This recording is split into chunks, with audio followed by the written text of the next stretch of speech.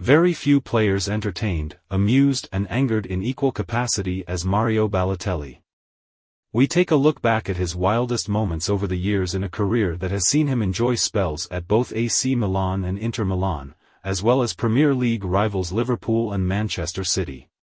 Going against José's wishes, one of the more hilarious stories was revealed by José Mourinho from their time together at Inter Milan, with the Portuguese manager branding the striker unmanageable following the said incident. For a crunch European tie, Balotelli was Inter's only fit striker and had picked up a first-half booking. Mourinho apparently spent 14 minutes of the 15 speaking only to Mario, begging him to avoid a red, before he went out and got sent off within a minute of the second half beginning. Why always me? Balotelli's iconic celebration is probably the first image that comes to mind when his name is mentioned. The Italian netted a brace as City pumped their bitter rivals in a humbling defeat for Sir Alex Ferguson. Edin Dzeko also grabbed 2 goals, with David Silva and Sergio Aguero also notching one apiece, as United's noisy neighbours took over Old Trafford. But Balotelli stole the show with his superb celebration, which was planned with kit man Les Chapman before the game. Mario pulled me to one side and said he wanted me to print something on his compression shirt for the game. I said, well, we can't print anything controversial and we can't print anything that's going to be offensive to the United fans or anybody. He thought for a minute or two. Then he came out with 1 or 2 things. I said, no, Mario, no, I don't think that's appropriate. And then he came out with it, why always me? As soon as he said it, I knew that was the one. Fireworks inside the house.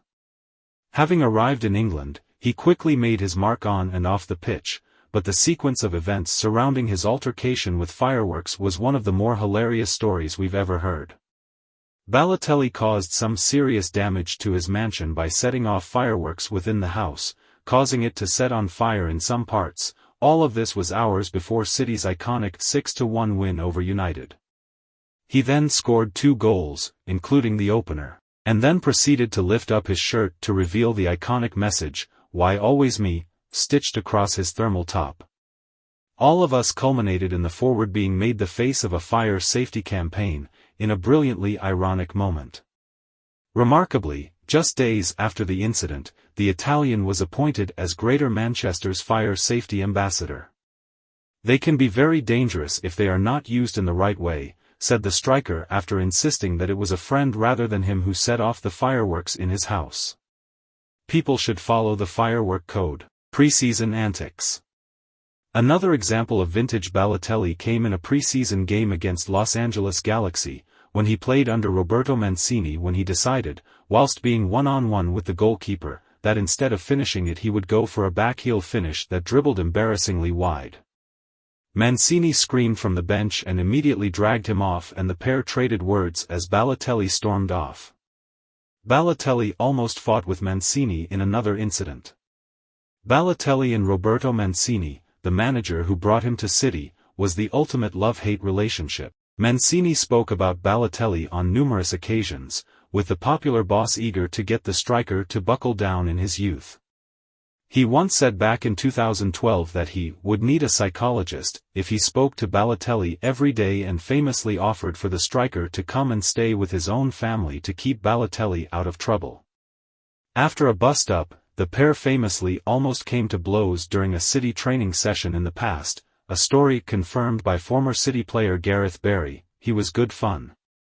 Mario was harmless, Barry said, regarding the images that made headlines around the world. He was an immature little rogue who liked messing around in training, getting in trouble, winding the manager up. You've seen the images of Mancini having him round the neck in training because he's not listening. Punching a teammate. Now playing in Turkey for Adana Demirspor, Balotelli was substituted on the hour mark and reacted angrily to being taken off.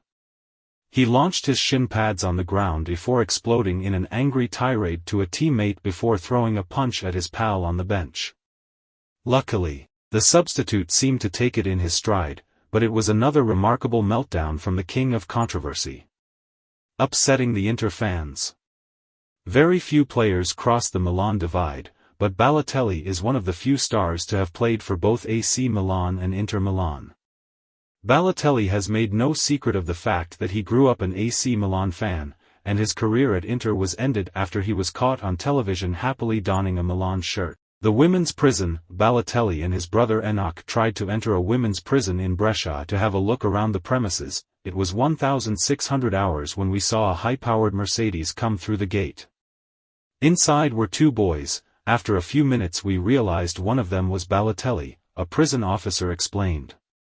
They said they saw the gate opened and never imagined they would need a special permit to visit the prison. The two were particularly intrigued by the fact it was a women's prison. The fireworks incident inside Micah Richards' house. Mario Balotelli once chased Micah Richards round his kitchen with fireworks. The former Manchester City defender revealed the incident occurred just weeks after Balotelli almost burnt his own house down. Because the story that you guys all know is the story at his own house where basically he's setting off fireworks in his home and, I'm not exaggerating, there must have been 20 to 30,000 pounds worth of damage on the house. If you Google that now you probably could see the damage. But what people don't know. He came to my house a couple of weeks later and tried to set off fireworks in my house. He's chasing me round my kitchen with fire. I'm like, are you okay in the head, man? You've just set off fireworks in your own house and nearly burnt it down. Now you're coming around. And he's just there looking at me, laughing like it's normal. I'm just like, this guy is mad. Ultimately, the star will be lauded for his controversial moments, but some will be disappointed that the Italian didn't fulfill his vast potential. Alongside the off-pitch antics, he could have been a real top player, and it's sad we never saw him have the career that he threatened to have.